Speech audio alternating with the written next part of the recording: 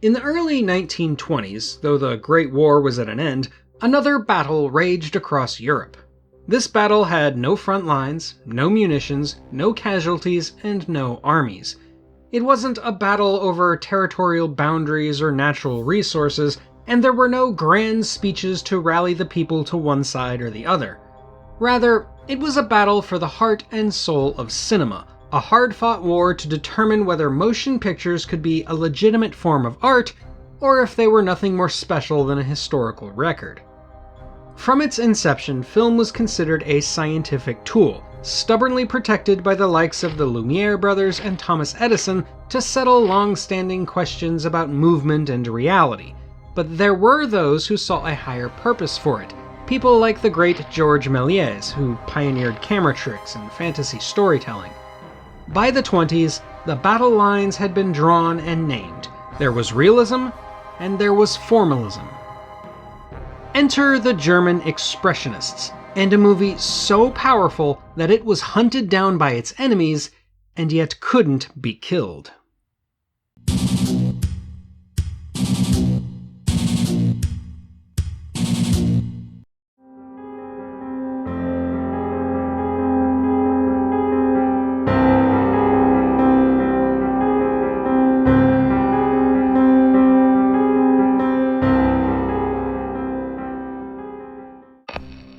Thomas Hutter has just returned from Transylvania with disturbing news concerning his latest client, Count Orlok, who has just moved in across the street. Orlok, Hutter fears, is a vampire who has brought to the small German town of Wiesborg a pestilence like no other, resulting in a wave of tragedy and loss.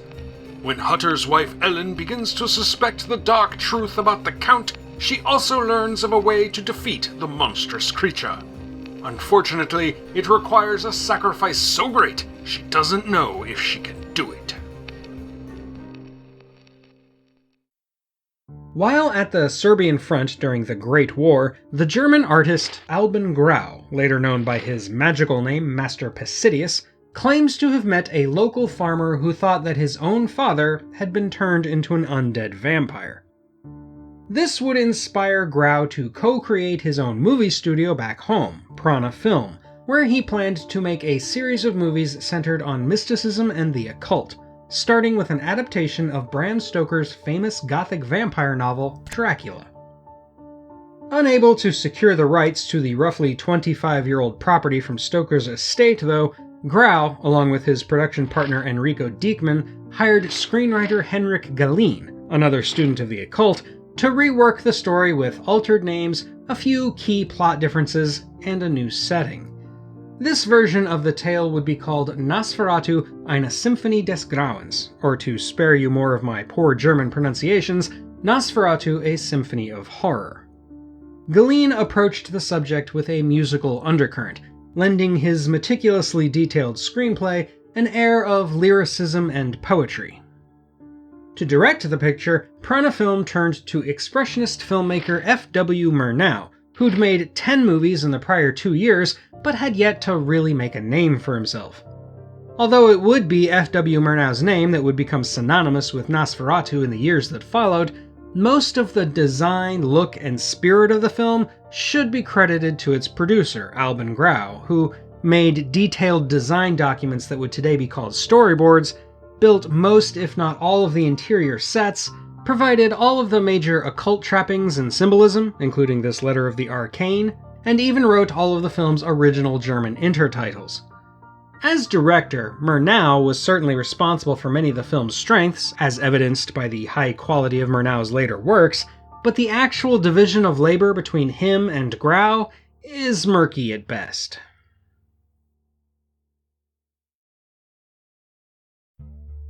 Murnau's first choice to play Count Olaf, the titular vampire, was Conrad Veidt, who had previously appeared in the German expressionist masterpiece The Cabinet of Dr. Caligari.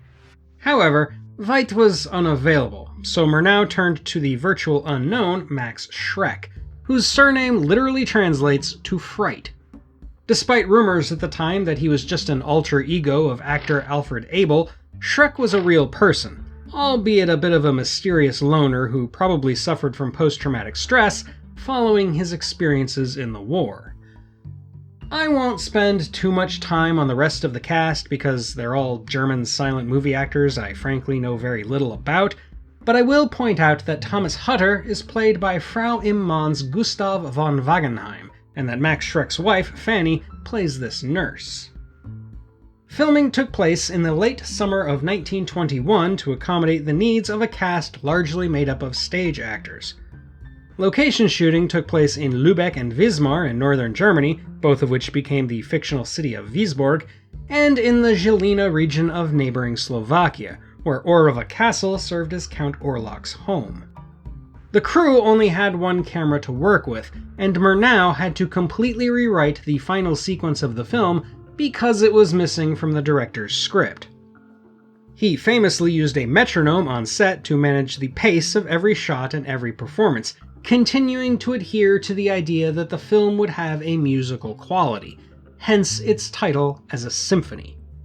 Also, the original version of the film was tinted, as it is for this video, with the daytime scenes made sepia and the night scenes blue. If you watch it in full black and white, the total reliance on day for night shots feels a lot less forgivable. Nosferatu, a Symphony of Horror, released in April and March of 1922 to critical praise, but was almost immediately subject to litigation when Bram Stoker's widow, Florence Stoker, sued its creators over copyright infringement. Though the courts wouldn't rule in her favor until 3 years later, the bad publicity was enough to hurt the film financially, and as a result, Prana Film never made another movie and was ultimately forced to declare bankruptcy. At Stoker's request, the court further ruled that all copies of the film were to be destroyed. However, copies had already made their way to various parts of the world and were closely guarded by fans of the film, as Nosferatu can arguably be considered the first cult classic. 100 years later, we may live in a world where as much as 90% of all films made before the sound era have been lost, but Nosferatu lives on, having been spread far and wide and proven itself to be truly immortal. Its true legacy, however, is in how much it influenced the history of cinema. The Russians, and particularly Eisenstein, would get most of the credit for introducing the idea of the montage into the lexicon of film, but Nosferatu, which released 3 years before Battleship Potemkin, already demonstrates its usage in ways that are still used in film of the 21st century. While not the most expressionistic of the famous German expressionist films, that honor probably belongs to Dr. Caligari, its rejection of realism and reliance on editing techniques deliberately designed to elicit emotions rather than form a coherent record of events was a leap forward in the art of filmmaking. It also set the standard for an entire genre of film, with horror movies today still containing clear echoes of Count Orlok. He also pops up in pop culture all the time. Nosferatu! Has been subject to numerous remakes and homages, and will once again be gracing the silver screen this Christmas, so there can be no doubt he has outlived everyone who tried to put him down back in 1925, including Florence Stoker. I've always had a fascination with Nosferatu from the very first time I heard about it from my father, who informed me that it was the only truly scary movie he'd ever seen. As silent movies go, it is right up there with Metropolis as one of the most important ones, not only for its legacy, but for its cinematic power. I don't think it's really all that scary, but the imagery and emotions conveyed stick with you forever. This wouldn't be an unapologetic geek video if I didn't dive deep into the film's themes, and let's start with the esoteric occult stuff. Looking at the letter/contract inscribed with various hermetic symbols and Enochian script, you'd expect, given Albin Grau's background in the occult, that this letter would have an actual meaning.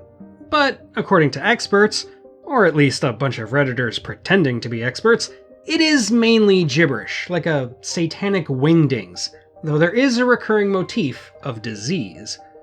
This is fitting because, according to some sources I'll admit I don't have a lot of confidence in, Grau and Murnau gave a background to Count Orlok where he was the creation of Belial, one of Satan's minions commonly associated with pestilence. Indeed, the movie leans very heavily on the theme of contagion, with Nosferatu arriving with a crate full of rats to spread the plague. Though this version of a vampire isn't shown to literally spread his vampirism through his bite, he is seen as the source of a lot of death and despair, which is ultimately what our heroine, Ellen, sacrifices herself to defeat. You could take it a step further by arguing that the vampire plague seen in Nosferatu is just a stand-in for something else, and there are two oft-cited examples. The first is, well, problematic, in that Count Orlok can be seen as, and I have to choose my words carefully here to avoid a content flag, stereotypically representative of a certain class of people that was quickly becoming the go-to scapegoat for a lot of societal problems at the time, especially in Germany. Unfortunately, this reading of Nosferatu has merit, but I really don't want to dwell on it. Instead, let's look at the second interpretation, where the plague represents the Great War. Almost every major player behind the scenes was a veteran of the war, which was still very fresh in the national memory. A lot of disease was spread in the trenches, much of it blamed on rats, and the Germanic cultures of the time looked to the supernatural to explain a lot of the horror they had experienced. This goes back to Grau's possibly apocryphal origin story for the film, where he met that war-torn farmer convinced of paternal vampirism, and it paints Nosferatu as a way for Grau, and possibly even Germany as a whole by proxy, to exorcise the demons he longed to blame for the trauma of trench warfare. What's truly remarkable is that, even though it is certainly dark considering Ellen's death, the ending of the film is surprisingly hopeful. Nosferatu is defeated by the light of a new dawn, which, by the way, was Nosferatu's most lasting contribution to vampire lore. Dracula was merely made uncomfortable by sunlight, not destroyed by it. And the town finally has a chance to heal and regrow. This is unusual for horror, where storytellers like to leave the story uncertain at best and downright bleak at worst, which makes a happy ending all the more meaningful here. I'd argue, just through sheer symbolism alone, this ending is even more uplifting than the ending of the original Dracula.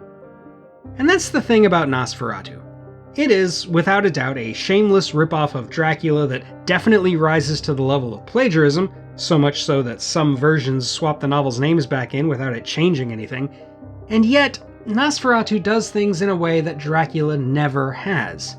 For all these reasons, for its landmark status as a seminal work of cinema, for its beautifully crafted expressionist visuals, for its thematic depth, and for its legacy in gothic vampire lore, Nosferatu, A Symphony of Horror is unquestionably a horror classic. And that's all for today, my dear mortals. Do you prefer the more monstrous portrayal of Nosferatu, or the more suave one of Bela's Dracula? Let me know in the comments, and while you're there, don't forget to sink your teeth into those like and subscribe buttons. Thank you for watching, and until next time when we'll talk more about Dante, this is the Unapologetic Geek telling you to never be ashamed of what you love, as long as you're not spreading a deadly plague.